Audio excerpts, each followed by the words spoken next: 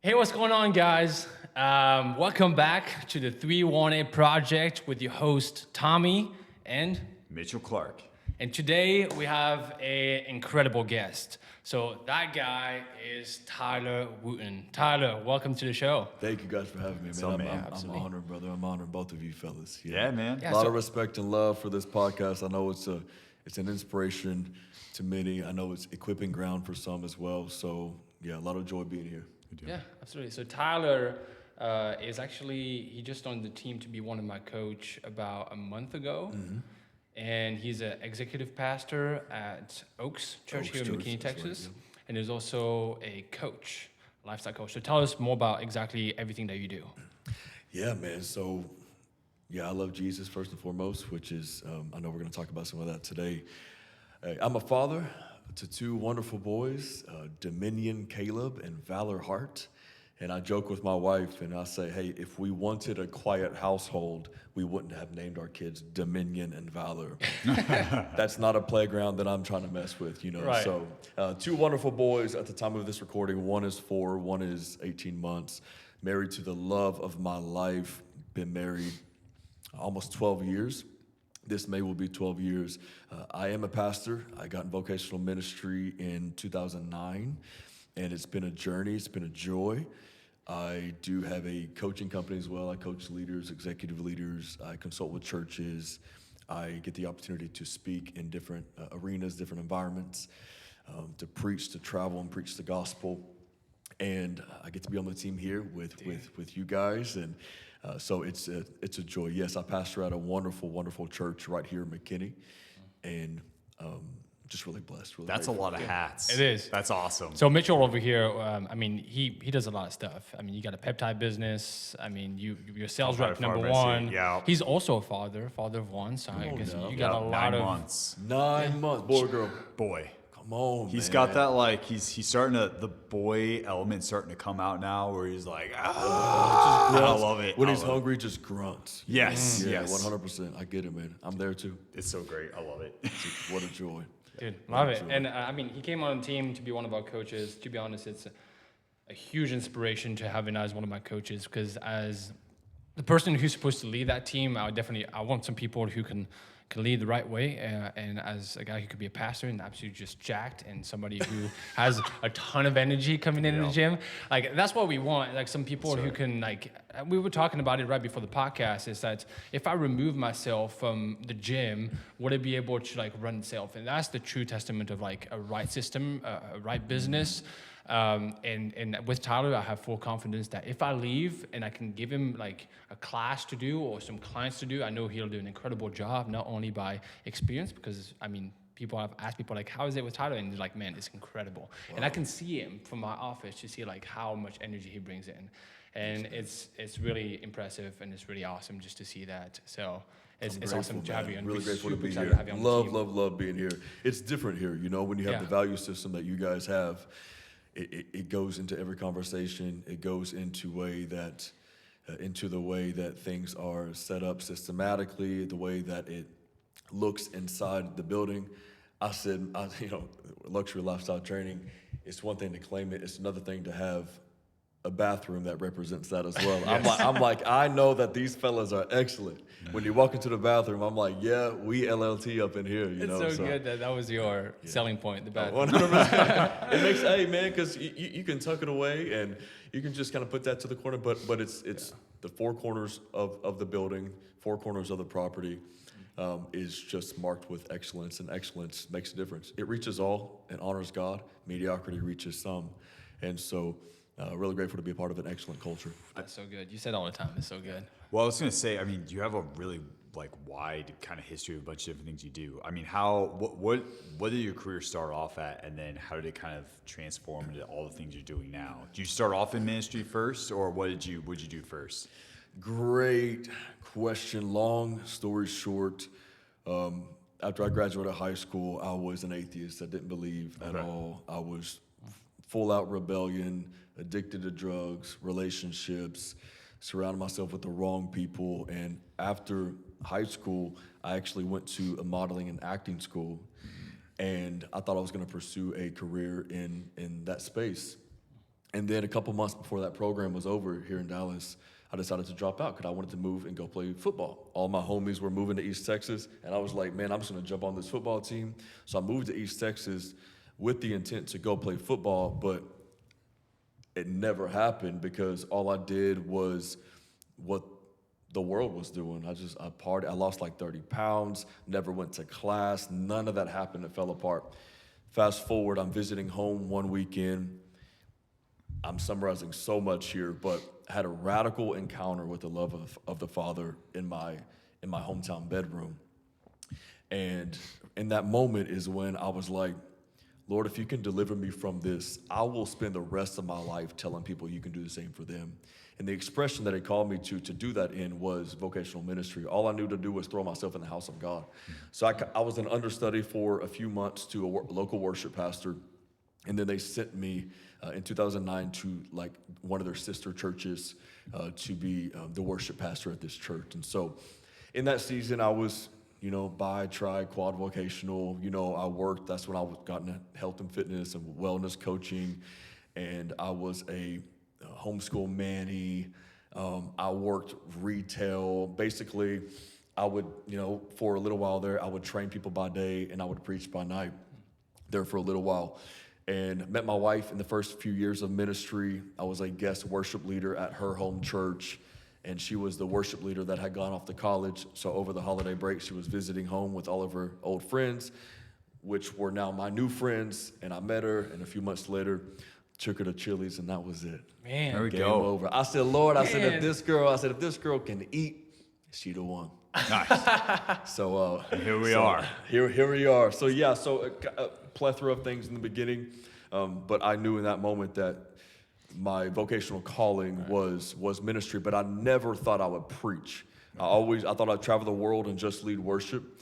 And there were several other jobs mixed through there and different other paths and all that stuff. But the constant was vocational ministry. And I had great mentors and great pastors and fathers in the faith, mothers in the faith along the way that really helped shape me when I was young. So where did the leadership business come into account? So I got in the coaching space on Skype, RIP, Yeah. in 2017. What, did it go down? Did I Skype think go down? so. I think it was like a few months ago. Did it? I think so. I Skype? could be making a false claim here. I think Skype's Skype going- shut down, right? Did it Skype shut down? a few months ago. I'm about to Google it. I know. Keep I know. talking, I'll Google it. I know I think Zoom kind of like. It just. Okay, I think go it ahead. did. Yeah. I was seeing like people post memes like a tombstone, like Skype. All that, and it's kind of sad, but anyway, I have no other opinion on Skype. I had a great time on Skype. 2017, I got in the coaching space online before the coaching boom of the COVID year, and I started a program, long story short, called Corner Crew. And it was about 30 or 40 fellow pastors at the time. I was in my late 20s. And I was just kind of a big brother in the faith, teaching clergy items like funerals and weddings. And I would go for a year and a half, every other week. I would go on Skype and teach these type of things. How do you practically build a ministry? How do you establish systems? And in that same season, I was an instructor at Christ for the Nations Institute, and it really taught me how to write down step by step, because my class was building young adults ministry from the ground up. And so it really taught me how to write, taught me how to teach it. And I fell in love with training younger leaders in that season and coaching them. And so I continued that mentoring process. And then in my travel ministry, my itinerant stuff, I found myself, I would preach a session and then I would spend time with leaders. And then I would preach a session or do a podcast, and then I would do a leadership consulting or training, with the staff or some of the volunteers. And I just fell in love with it all the more. If you ask my wife, we've been together 14 plus years now. Yeah. She said 2 things have always driven you at the core. 1, preaching the gospel of Jesus. And then 2, training leaders, developing leaders. But I actually put a formula around it in that season. And then, of course, in 2020, I LLC'd it, actually kicked off the actual company, began to train leaders at scale. And so leadership development has always been a passion of mine. Yeah. I needed to get a few more years and seasons under my belt before I really scaled it up. I stepped into executive coaching a little bit in that season too, and organizational consulting. But yeah, so that's a long way of answering Yeah. maybe I answered. Quick aside, Skype apparently shut down May of 2025. Yeah. Apparently Did it's it? been out for So a while. last year? Yep. I had no idea. Yep. Yeah. Sure Because did. Skype That's was crazy. like what I grew up on. I know. It was the thing. Yeah, man. it was the thing. I had a great time so on that was Skype. the first ever, like on Skype, was the first ever leadership coaching that you did. Actual program. We had internship programs at the church. Of course, we taught, leadership at the church for years, but me actually doing something, you can call it on the side or whatever, my first actual program was this program called Corner Crew. And then I was like, man, I really want to do this at scale. I want to put some, framework around it and, get some other coaches involved and support. And so then I launched Valor Coaching Agency, which existed primarily in Shreveport, Louisiana, because that's where I was at the time. For a little while there, we had an office space downtown Shreveport, worked with local businesses, still worked with churches, worked with leaders in ministry, leaders in business. I was part of a startup actually here in McKinney called Hustle for a little while. Taught me how to train leaders in that regard. My company was the leadership coaching kind of wing of that company, or at least one of them. I was on the executive team there, and I just started getting around the coaching space a little bit more, of course, in the big coaching boom of 2020, 2021, and fell in love with it. And I was like, wow, this can be a thing. This is going pretty well. And just the honor and joy that I have investing in the leader, starting from, with the leader within, and then seeing their organizations bloom in that process. I'm just obsessed with this. So I love talking to leaders. I never take it lightly. It's always an honor. I never feel like I deserve it, but it really is the joy of my life. So what is somebody who can reach out to you in terms of a leadership program? Because I'm sure there's a lot of people who feel a lot of insecurity in terms of their leadership aspects, who are or in churches or they're fitness professionals, just like both you and I, or they're a medical sales rep, just like Mitchell. What is the kind of the kick point of how can I go out to you and how can you what is the process of that? Yeah, the easiest way is to simply go to the website, tylerwooten.com. There's a general inquiry form on that. You can, of course, DM me. If you know me personally, you can reach out in a text. If you have my email, you can email me. All roads will lead to my phone somehow, some way. And so, but the easiest way, I would encourage people to go to the website and reach out. And we have a few programs right now, a couple of different group communities. People can jump in. If they're not ready right now to make an investment, they can jump in, the group, et cetera. And there are different ways that the organization can even sponsor. A lot of younger pastors I will partner with the senior pastor, and the church will actually support some of this coaching, whether it's leadership coaching, whether it's just personal life type coaching stuff. Along the way, I got a few certifications that were really fun. I'm a learner, man. Yeah. I'm obsessed with learning. Some people ask for swag for Christmas. I ask for courses, you know what I'm saying? So I'm obsessed with it. I'm always listening to podcasts like this one, like Dr. Mitch's, leaning into stuff like that. And so tylerwooten.com would be the easiest way. Place to go. Got a question on that, because you're doing ministry and then you're also doing some of these other elements. Is that relatively common in the field? I know depending on the size of the church, it kind of depends, but is that a common thing where people that are participating in ministry can also have some other things that they have going on as well? It is common. Now, sometimes the church house blesses it and endorses it. Mm-hmm. Sometimes they're like, keep that to the side, don't ever bring it up. And I'm grateful to be in an environment. So our lead pastor actually did he has a business coaching company as well. He does business coaching. And I actually met him in the coaching space. We were on the same executive team of that organization I mentioned earlier. Awesome. And also he did some coaching with me personally in my business. So he is full send, full support, wants me to be out there. He sees the grace on my life to do it. And he asks me how it's going. He gives me feedback. And so, but yes, and then you'll see a lot of pastors even transition into full-time coaching, stepping away from pastoring. And I don't have, really an opinion on that right now. But it sounds interesting, because I feel like it's a way of exerting influence beyond just like the pulpit. And when I say influence, I just mean like the impact that you can have on other people. Yep. Which I think is, I know that's a big part of like our mission and vision, is like synchronizing like the fitness, business, and Yes. faith elements Yeah. where we're able to reach. I remember like one of my pastors growing up was like, I envy the layman sometimes because like I say I'm a pastor, but I don't have access to the engineers, the lawyers, the entrepreneurs, the this or that, but you all do. And so I feel like we have a certain audience that we can kind of talk to and relate Yes, with. Yeah, man. yeah. It's one that's so And- needed. Thank you. And that's our big target is like from like the project, three team project is really from Genesis 14:14, which is predominantly used for men to count, like to bring them in terms of the one about serving the Lord, about being with the family, fitness, but also finances, which is Yes. super important. And as somebody who is a pastor like you don't see them often like being in more the business kind of thing. And I think it's something that's super glorifying to the Lord, of something that not only are you providing your family in that aspect, but also you're serving people outside the pulpit, like you just said. Absolutely. And I mean, it's super important. And I was coming to that, like fitness is a big part of this podcast. Me and Mitchell actually are going to compete in the bodybuilding show Okay, on March now, let's 28th. go, man. I'm trying to I get know. like y'all, I'm trying to be man. like him a little bit No, because of the stop, size of his man. biceps. No, Yeah, I know. that's right. But like how did fitness? Because you talked a little bit about you were going to go to a modeling. You did actually. You went to a modeling school and also to a videography school. And fitness is a huge part of that. Like how did fitness, with your interaction with the Lord, and also after that, how did that define your faith, and how did that faith help your fitness? Did it have any like correlation? So when I was in that season, it was really all about vanity and how good I can look, you know. And I thought that the level of which I felt like I looked good on the outside in a vain way was going to determine the level of my success. And now I don't work out for vanity, I work out for sanity, you know what I'm Sure, saying? fair You know? But, you know, mind, body, spirit, the Lord calls us to be a whole person and not fragmented.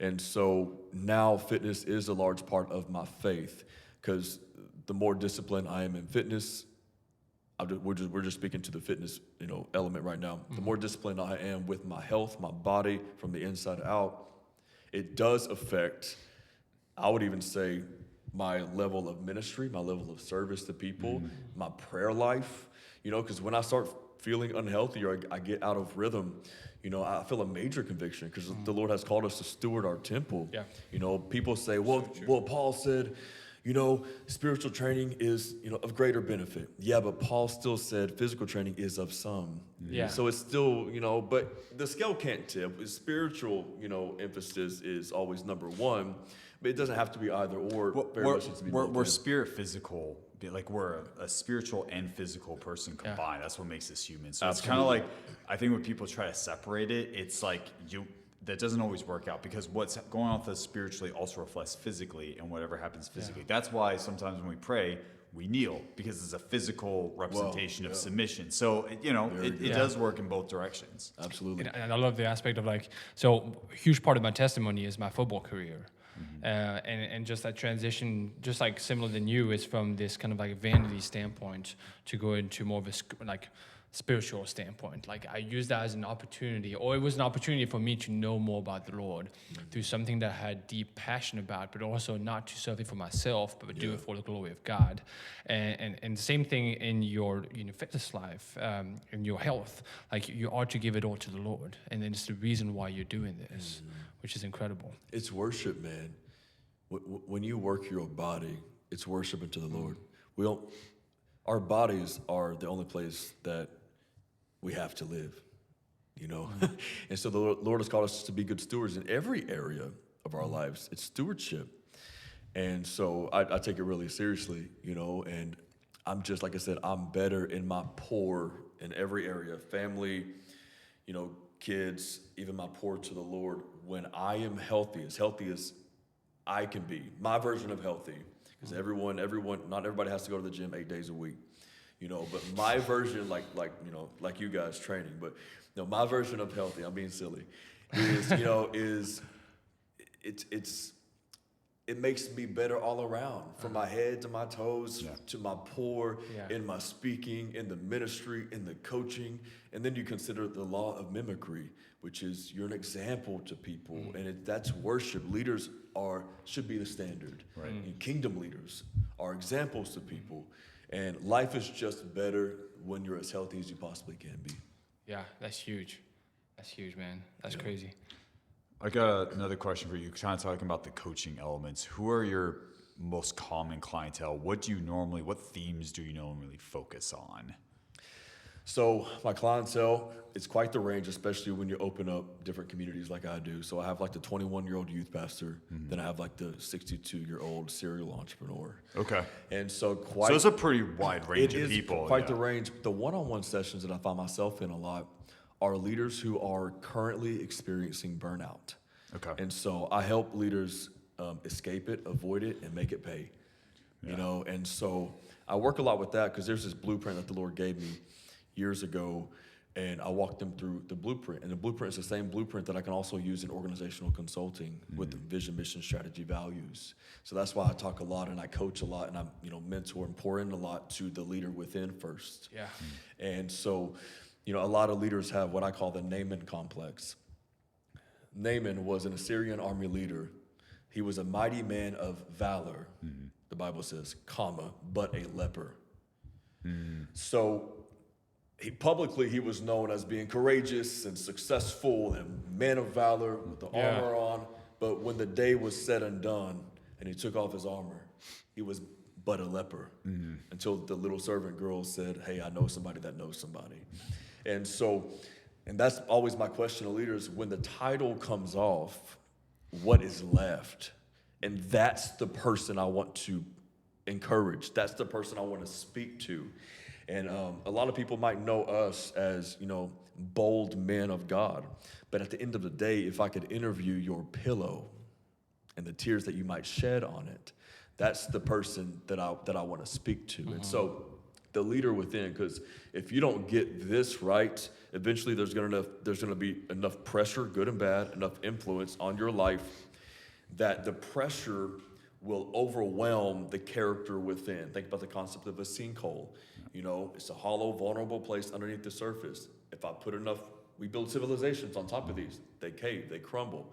If my brother Tommy, if you over here, y'all are training, you never consume calcium, and you were doing a curl one day, don't be surprised if your bone snaps because the pressure from the outside was too much to the strength or lack of within. So I want to make sure as I continue to move forward in my destiny that I have a fortified and solidified character within that no matter what pressure might come, I can sustain it. What is burnout? Like we were just at a conference where someone was talking about it, and me and Tom were like, oh man, mainly because I feel like in our culture, people throw that term around to just mean like, I'm just tired. But what is like an actual burnout from like a leadership perspective, and how do you actually classify that?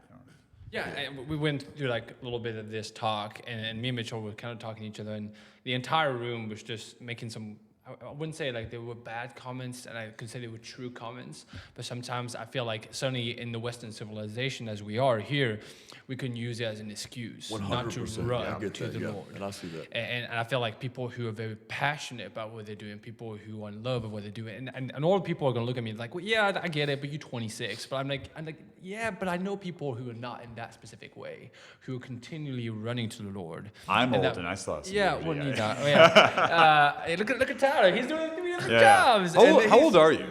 Oh, I'm 35, I'll be 36 this summer. Okay, 35. Okay, all right.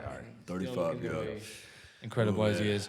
But yeah, how would you classify, like for the people out there, like how would you actually classify true burnout where you actually need to address it? What is that? Great question. So it's actually a medical diagnosis. Now, I believe in 2017 it came on the scene as an actual diagnosis. But you're so right in the fact that we throw out all of these hot phrases. I'm burnt out. It's like, no, you just need a nap or you just need a vacation. Sure. But there's a certain level that's actually burnout that you can experience that no vacation or no nap could solve. It's not just a matter of resting your body, resting your soul, your mind.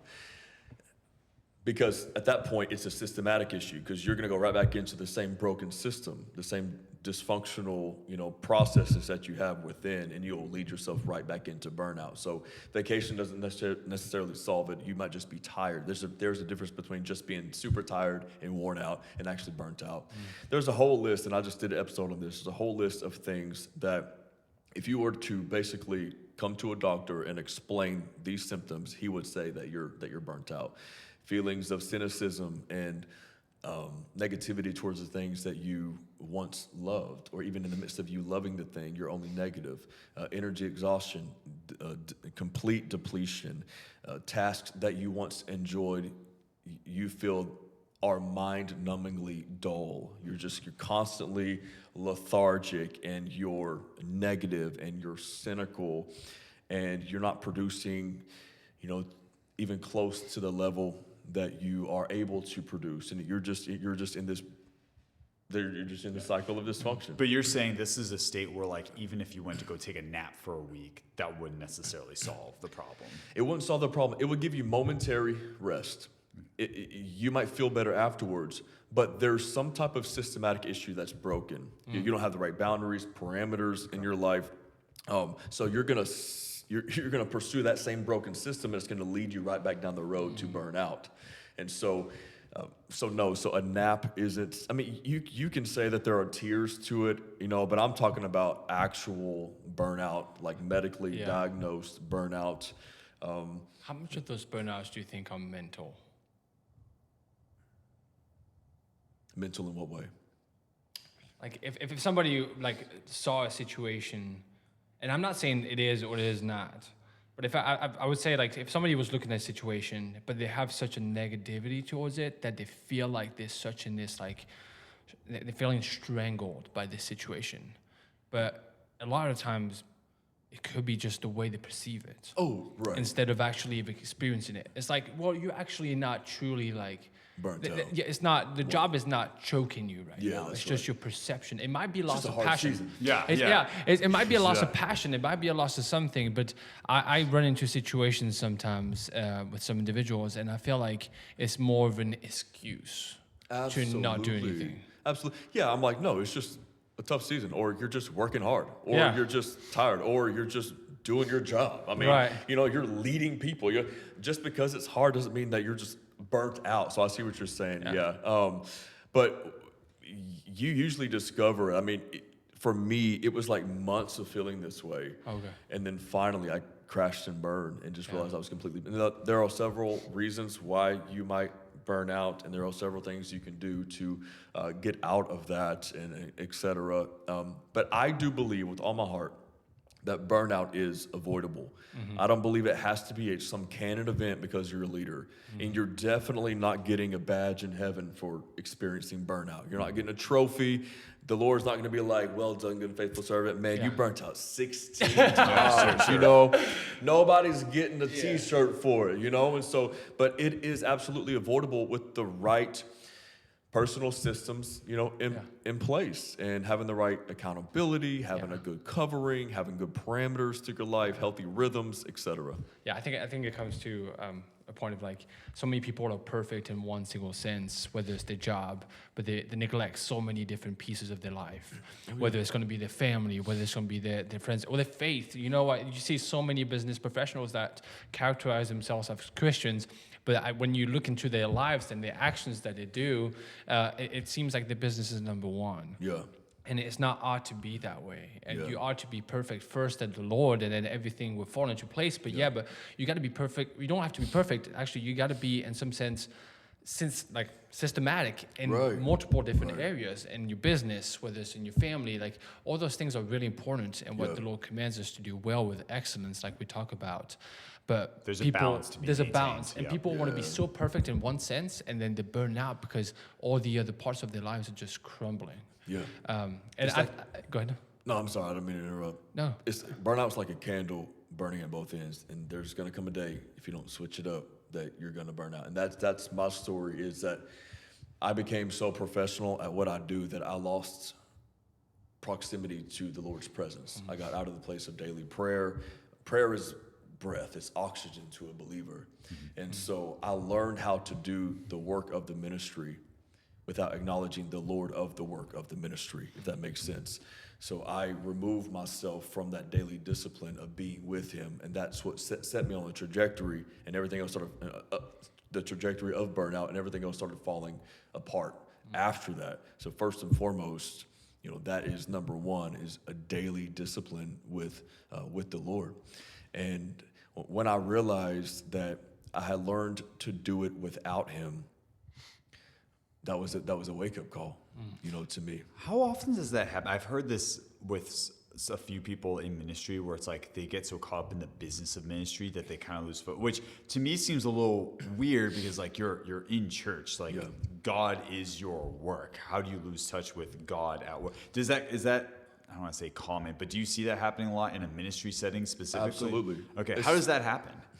Yeah, I think that we do just allow ourselves to get busy, and maybe we partly take for granted being in that type of environment, but in that season, I was going to the Lord like for my next teaching or sermon, and not just going to him as a son and be with him, right? So yes, it absolutely happens more than I would like to admit on behalf of ministers around the world. And that's where, this whole business ministry came from out of my heart. It's like, man, I want to be with people in the midst of that. But yeah, we get caught up in the busyness. We live very reactionary. We are reacting to life, not leading our life. We don't know how to create healthy boundaries a lot. Ministry really is a very unique and nuanced career, vocational ministry, that is, because, it's the joy of our lives, but everyone and their mamas have our number, and we want to be there for people. And so we are reacting consistently to situations and moments in time, and we feel like if we don't respond within 90 seconds sometimes that we are going to be accused as a bad pastor, and we just don't have the energy to steward that moment. I'm speaking just generalized things here. And if we don't go to every event or their kids' soccer games and this type of stuff, and so we kind of get in this, we're believing the lies that we tell ourselves. And so it pushes us to a place sometimes where we just get so busy, like we're talking about, doing the work, that, man, at the end of the day, it's like, I'm not what I do.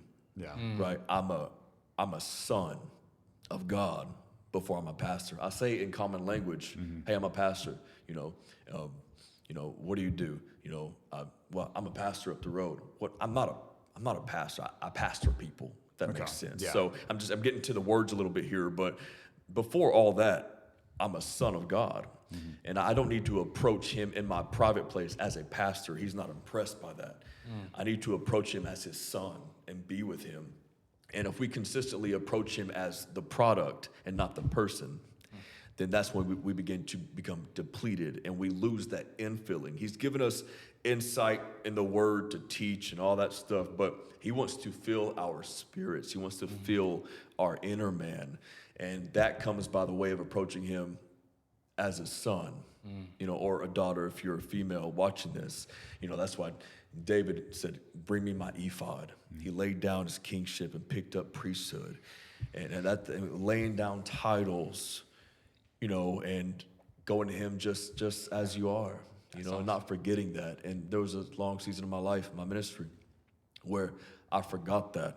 I was a performing product, because I loved people and I loved what I do. And that's the interesting thing about burnout as well, is you can burn out in the midst of doing what you love.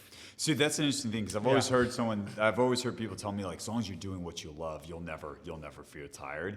And I actually kind of came to a point a couple weeks ago where because all the things I do, I love doing everything. 100%. But there was a point where I was like I got like a call for like a deal that someone wanted to bring through. And I'm like, bro, can I call you tomorrow? Like I feel like if we talk now, I'm going to give you all sorts of bad information. Or I'm going to like, can I call you tomorrow and we'll get this signed off? He's like, yeah, that's fine. But it was that moment, like, a part of me was like, yeah, I love this. Like, yeah, this is my thing. But like, I need like 5 minutes to go walk around outside and just kind of clear my head for a second. Yeah. But the truth is, most things can wait.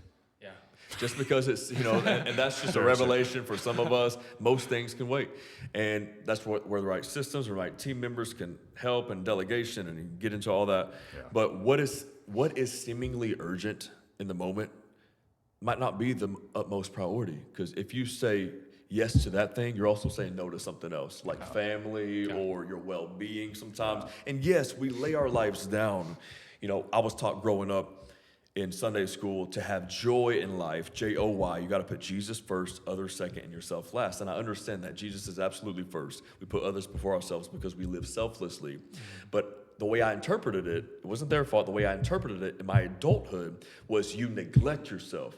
What I've learned is that if the why, the letter Y, if yourself ain't right, ain't nothing else you touch gonna be right. To the fullest extent. Bad English, good truth. Right. My relationship with Jesus is better when I'm better, personally. My service to others, my relationship with others, all the way from marriage to friendship to congregants, family, church family, is better when I'm good, Yeah. But otherwise, I'm serving them a fragmented version of me, and they deserve better. It's kind of this whole entire concept of like, you can't give somebody oranges if you don't have orange in your cup, right? If you have a bunch of oranges, you can give people a bunch of stuff. Same thing, like if the Lord is filling your cup, you can give it away and give it to other people. But if you're not filling your own cup in your day-to-day life, then you can't pour it out because it's empty. There's nothing in there. We want to work out of the overflow. That's the goal. It's overflow. I'm so full because I've been in the presence of the Lord, been in His Word, that my overflow, I'm serving out of overflow. And that's when it feels light and the burden is light, because that's when that's when it feels good. What going back into the time when you came back from acting, even when it is there or it's not there, what was the most defining moment in your life? When my wife walked in the room, hello. No. Hello. I remember. Hello. It was like yesterday. I got nervous, and I'm not a super nervous guy. In the Chili's door? Is that it? Do it. Was that in the Chili? Or was that was at a little, shout out Sulphur Springs, Texas, Burton's Diner. It ain't there anymore. Oh, man. I know, little highway, countryside diner. I was hanging out with her friends. She walks in the room. It was like an angel, man. I felt the glory of God. I was like, what? Who is she? I got to get to know this girl. So I waited. I waited until the right time, of course. But the most defining moment for me, of course, this might be assumed, but the moment that I encountered the Lord in my room when I wasn't even looking for Him. And I just knew, although I claimed I was an atheist and I would make fun of Christians, I would say, man, this ain't real. This is some folk tale, fairy tale you keep in your back pocket that you pull out Psalm 23 at funerals and make yourself feel better for a moment. Go back to your hypocritical lives. This ain't real to you. I mean, I was like on that train making fun of people until I had an encounter for myself. And I was like, whoa. How did that happen?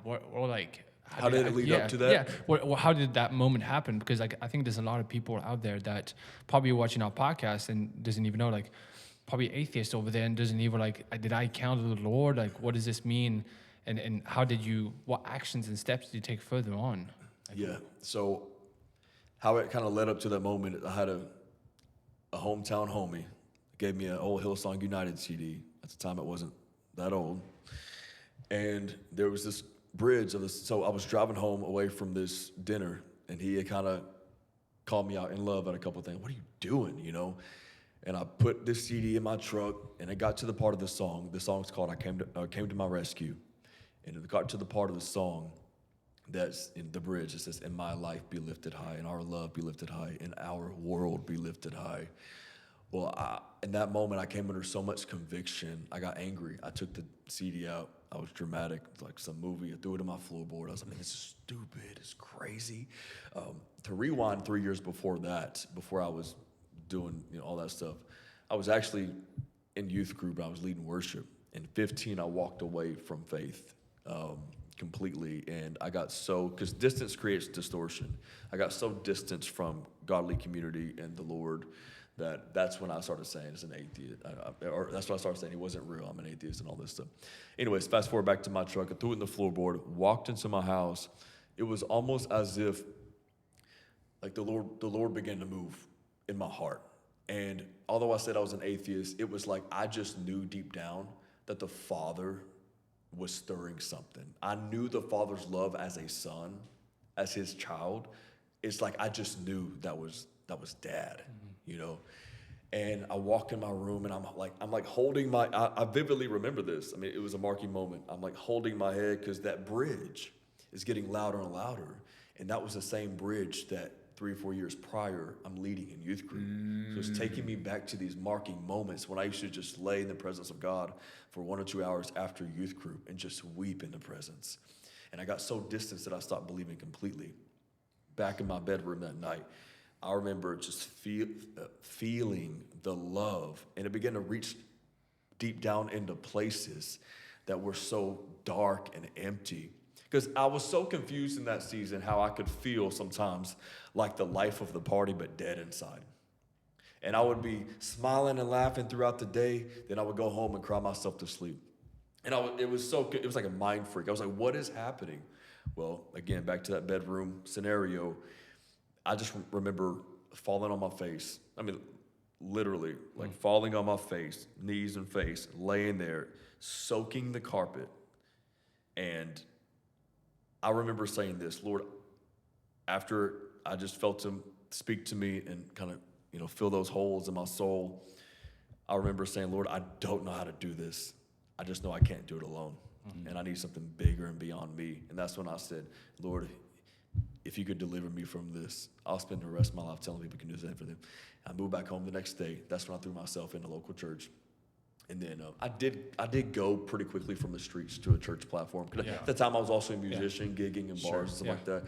So my character wasn't quite ready. But it was a pretty dramatic transformation. It was. That's it was great. Very dramatic. Yeah. I mean, I had to cut people off, disappear off the scene for a little while before I developed enough strength and character to be around and minister to the same group. I had to delete certain numbers. That's a good point, because I do think I know a lot of people in my life that have had a fairly dramatic experience like that, but because it's fresh, like yes, it's a powerful experience, but then when you go to the real world, sometimes you don't feel as equipped to handle like kind of the influx and pushback against that. So I kind of like what you did, where you took a little time off to be like, okay, let me wrap my head around what just happened.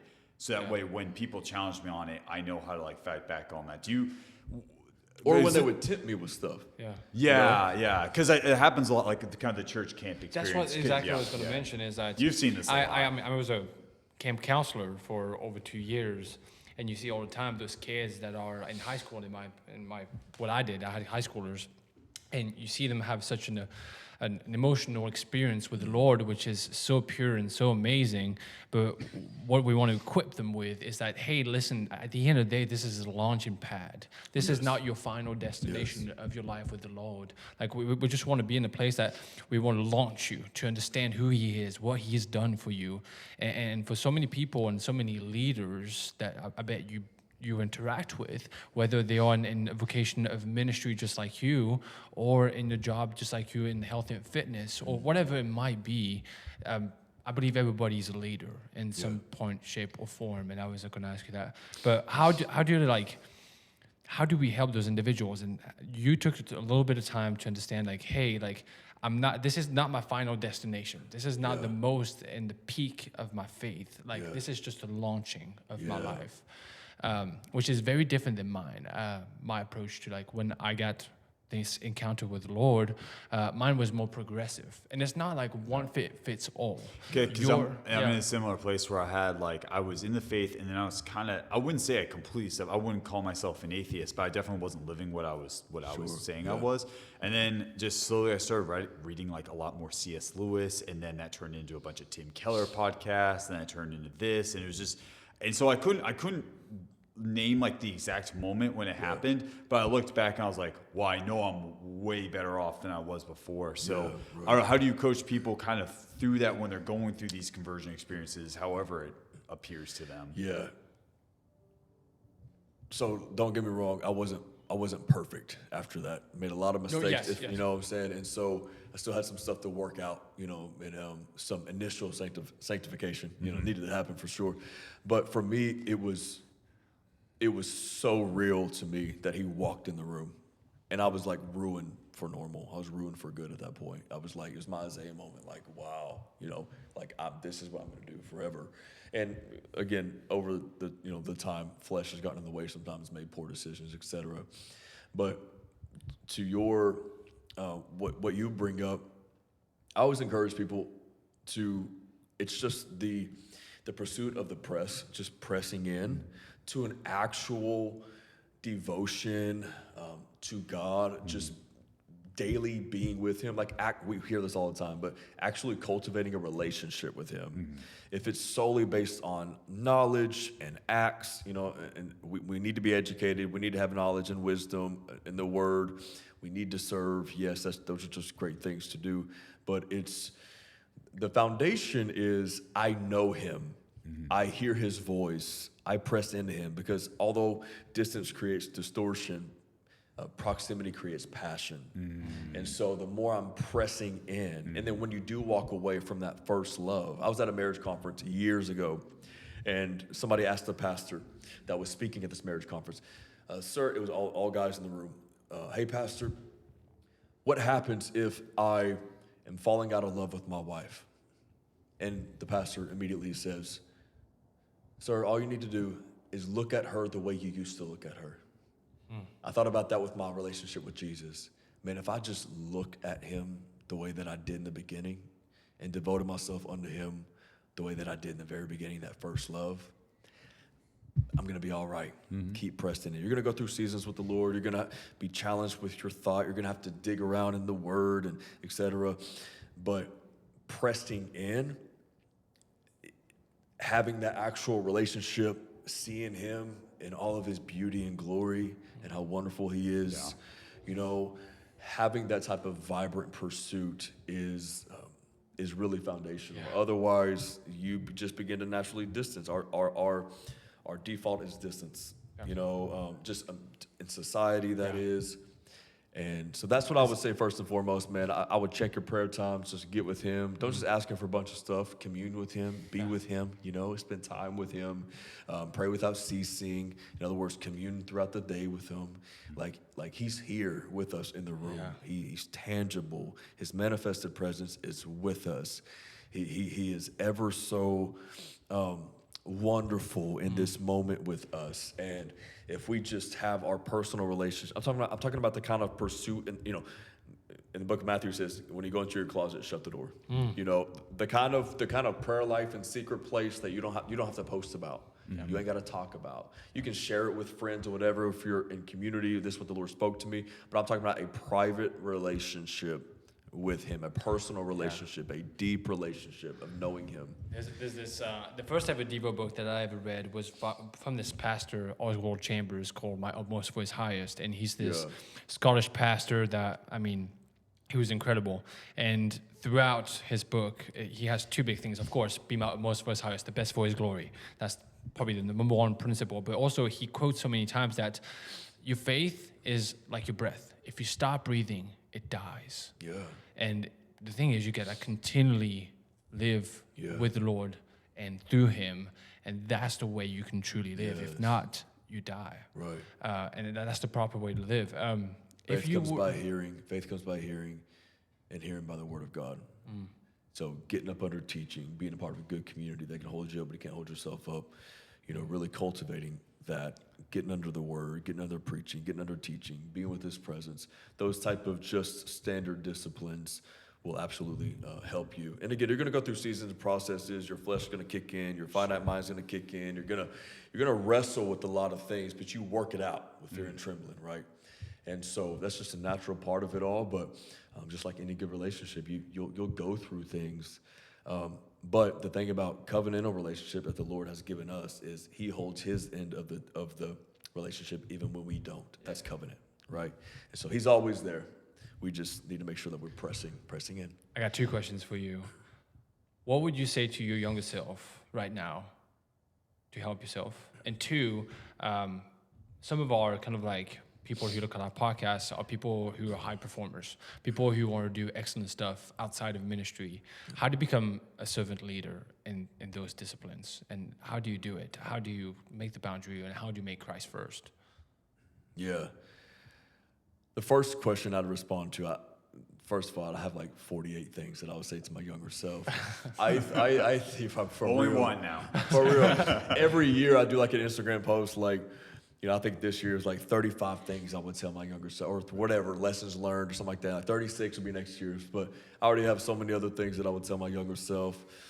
If we're talking about the season of my life when I really wasn't pursuing him, my younger self, I think first and foremost, I would say to him, if I was sitting across the table from him, I would say that Jesus is enough. I would say his glory, his presence, pursuing him is enough. He's all you need. 100%. That's what I would say. Because I was looking, because I came from a pretty broken context, and I was around a lot of things that I shouldn't have been around. And I think projecting, going through my teenage years, I was looking for love in all the wrong places. I was looking for satisfaction, for fulfillment. I was full, but I wasn't fulfilled. And I think that if I could just shake my 15-year-old self, I would say, Tyler, he is absolutely enough for you, always. He's always enough. The second question, I would say, can you kind of repeat it a little bit? Yeah, for me, it's more for those people who are young professionals, I would say, like high performers who are looking to be very successful in their life and want to do great things and want to worship the Lord. And how could they do that in something that the world calls a little bit more secular jobs?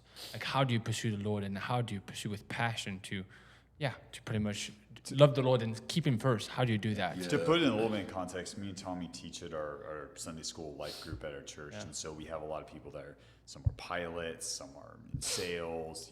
He's director of gym. I'm medical sales. So, like you said, more secular jobs. And so I think a lot of people think, oh, it's easy to serve God if you're in ministry. But what would you say to those that aren't in vocational ministry, quote unquote?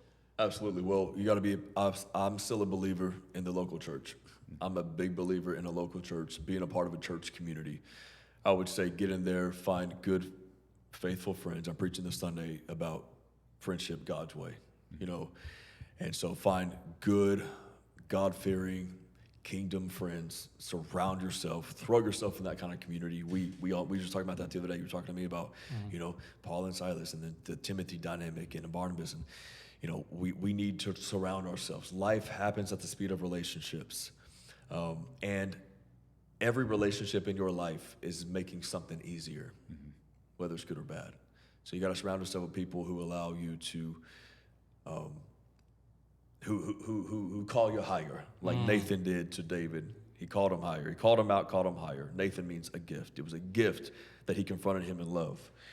And so I would say be a part of a local church, give it a chance. If you've been hurt by something or somebody at a local church, just know that ain't Jesus' doing, first of all. Secondly, you can find another church, And so there's a lot more we can talk about there. Find a good church. But God wants he wants us to, in this time, I really sense a great marketplace revival coming, that God's going to use people outside of the four walls, and that's what we need. That's why as ministers, we need to teach people how to live out faith functionally in their day-to-day lives, not just how to have a good church service. Sure. And so I would encourage them to do that, to get around good local, church, good community, to cultivate that personal relationship to where they are just working out of overflow, because as they're pursuing Jesus, their consistency of pursuing Jesus, even if they say Jesus or not to open up a conversation with a coworker, their consistency will cause curiosity in that person, because that individual that is seeking the Lord daily is different. Like, you ever gotten that before? Hey, there's something different about you, bro. But that's why the word says we are the fragrance. We are the aroma. We smell different. We talk different. We think differently. We serve selflessly. And so eventually people get curious, what's different about you? And that's when you say, man, it's the Lord in my life. And then that's when you can share testimony. He'll open up those moments where you can share, things like that. But I would say do your best to stay consistent. And when you mess up and you say something you shouldn't say or do something you shouldn't do, be honest, be transparent. Say, hey, man, that's not the character that I want to represent. Yeah. And so I repent, I'm sorry. And they were like, what are you talking about? I don't care. It's like, I just want to say it's not a representation of who I'm meant to be. But local church, good community, overflow of being with the Lord, and from there you're different. You act different, Yeah. So I think we had a little topic about it. We actually taught it in our life group. It was like worship in your work, like how to do this, because it was this pastor. The first topic, it was this pastor who was actually in New York City, and it's a bunch of high executives over there. And people, like he just said, it's like if you're in a pastoral role in ministry, you're like, okay, I'm doing ministerial work right there, but whenever my job is different. And at the end of the day, God didn't create those two things to be different, right? Work and worship are not two different things. That's right. And actually, a lot of people, the same word in the original language. Yeah. Worship. Yeah. There's a Hebrew word. It says worship, but it's work. Yeah. So work is worship, man. And at the end of the day, in your day-to-day life, it's not like, okay, now I'm out of my kind of like secular, like this is out of my actual time with God. This is actually your best time to worship God. And it's the biggest testimony to individuals, whether it's a coworker who's an atheist, whether it's somebody who's going through deep trouble and needs that pure kind of like notion that Jesus is there for you, and your work ethic, like you said, you're a little bit different, that people can see that through you. And it's like you have a huge testimony through your job. Don't have that difference between your job and actually your worship because you're not a pastor. At the end of the day, we all have that mission to make disciples of all nations. Right. And it's probably the most important thing you have. You talk a lot about, hey, my identity is not in my job, right? Even as a pastor, you would even say, I am a son first. I am a son 100%. First. I am a son, and that's huge because it kind of empowers you. And even in that burnout like time, it's like at the end of the day, my identity is not within whatever I do. That's right. So no matter if I burn out or not, my identity is as a son. So how do you equip a leader like that? Like, what a great question. Yeah, we close our prayer time with our boys every night, and I've said this since my first one was born. Every single night, we say, Mom and Dad in Jesus will always love you no matter what. And my son, my 4-year-old, will go, even when I'm angry, I'm still your son? And I'm like, yeah, buddy. Even when I get frustrated with you, even when I hit you, I'm like, yeah, you're always my son. And there's nothing you can do about it. Yeah. And I'm always Dad, and I'm always here. And it's the same with the Lord. He doesn't love you any more or less depending on what you do. His love is constant. And it's great, no matter what. And so, yeah, exactly what you said. I'm not what I do. You can remove the title from me, but I'm still son. You can't determine, and I can't determine whether or not we're his, right? Titles don't do it. That's why we see a lot of people, get out of a career path or get out of, in this context, sports, and they don't know who they are outside of being in the league because their identity and their assignment in that season was so intertwined. Even Peter, when he responded, we talked about this earlier, Matthew chapter 16, when Jesus said, who do you say that I am? Spoke up and said, you are the Christ, the Son of the living God. Those are two different things. Christ means the anointed one. We know that. That was his seasonal, temporal, earthly assignment to be the anointed one. Heaven doesn't need that. He was the anointed one on the earth as his assignment. And he was also the son, which is his identity. And so we get that so twisted. And there have been seasons in my life where I've gotten those really, really close as well. And the way my story goes is my faith walk was very close to my pastoral walk. So I've always been in this tension trying to fight the two. So I'm like, okay, Lord, I want to make sure that even if I'm not a pastor, that I still have a strong faith life, you know what I'm saying? Yes. And so my pastoral career doesn't dictate or determine, or my faith journey. So again, I'm trying not to be this simple. I wish there was something a lot more profound, but I think I'm such a presence guy, and I just know what it's like to not have a burning, alive, vigorous, relationship with him, and I know what it's like to have that. And at the end of every day, I know the Lord has my back, and he has gone before me, and he surrounds me. And if he be for me, then who can be against me, right? And I know that with him, things are probably gonna just go well. Yeah. Overall, if it's not well, he's gonna make it well, right? And if it's not well, oh well. Oh well. Oh well. I like that, right? Oh well. Oh, well. I like that. And so if you're building a business or building a team or whatever, you got to make sure that you stay inside the pace of grace with it, because a lot of times we can build something and then in hindsight we ask the Lord to bless it. Yeah. He wants to bless what He builds. He's like, you're 18 months. Like, man, I've been wanting to bless this the whole time, but I wanted to dictate the steps and the path, and I wanted to speak it into existence. But you didn't abide by Zechariah 4:6 that said, not by might nor by strength, but by spirit. You took it by might. You took it by strength. You neglected the spirit. So we're like, God, can you bless what I built? He's like, I can't do it. Right? And so now there's a season of grace and repentance and rebuilding and stuff like that. He'll breathe on it. He'll kiss it. But it's like, Lord, did you speak it? Did you not speak it? And if you spoke it, you're going to bless it. And I'm going to stay in stride with you. Come on. That makes sense? Come on. That's awesome. Okay, I want to finish up real fast. There's one more thing I want to ask you. I'm a Pentecostal preacher. Yeah, right? no, I love it. I love it. Too To much. be honest, No, it's good. we can literally speak for hours with this guy. Sure. I mean, I'll he talk was so such an incredible, so much wisdom from him. And I mean, if you're somebody who's looking for coaching, and I guess it's not only to do with, like, everybody needs a coach, and we know that as fitness professionals, everybody needs a coach. And whether you're in an executive role, whether you're in a whatever job you're doing, even if in your ministry, you're not in ministry, it's super important to have somebody who is wise and is kind of like coaching your life. And Tyler can do that, and Tyler can help you with that.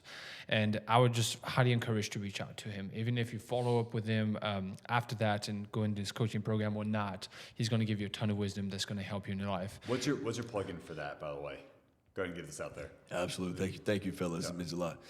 So TylerWooten.com, you can read a lot more about what we do.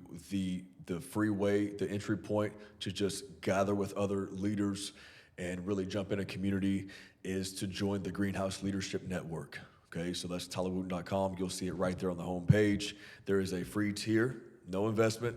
It's called The Porch. It's where a bunch of leaders around the world at this point, we're international, just gather, hang out, and we go live throughout the month. There are several videos. You can access group calls. There's an exclusive community chat. You can network. You can build relationships. It's tools for growth and friends for the journey, and we all need people to walk alongside of us and encourage us. And it's also a place you can simply even promote what God is building through you as well. So again, just to the website, you'll see Greenhouse Leadership Network. I'd love for you to be a part. What kind of legacy you want to leave? Like at the end of your life, like what kind of legacy you want? A man who never gave up. What could God do with a man who never gives up? Who never succumbs to the pressures of society, of culture, of the enemy, what you should be, what you should do, what you should say. I just want to be a man who never gave up going after everything the Lord has put in his path. I want to absolutely die empty. Come on. Legacy is the leader, it's the lessons, values, and love you leave in others. And I want to model, first and foremost, for my family, for my boys, and maybe kids to come in Jesus' name, that God's got you. And I want to live in such a way that is so tenacious and so relentless and so wildly inspirational for the glory of God that they can absolutely live the same way. Because sometimes all people need to see is an example. Mm-hmm. And I'm at the end of the day, Tyler's not all that. I'm just a vessel. And without him, I can do nothing. But with him, I can do something for his kingdom, for his glory. I can play my part. I don't have to do everything. I just need to be faithful to what he's called me to. Well done, good and faithful servant. Come on. Awesome. Tyler, thank you guys. I love you. Thank you for the podcast. This was awesome. This was good. Man, you brought so many people to an enlightenment right now, which is awesome. So yeah, follow Tyler, follow on social media, and yeah, thank you for watching the 318 Project, and we are out. We'll be back again. All right.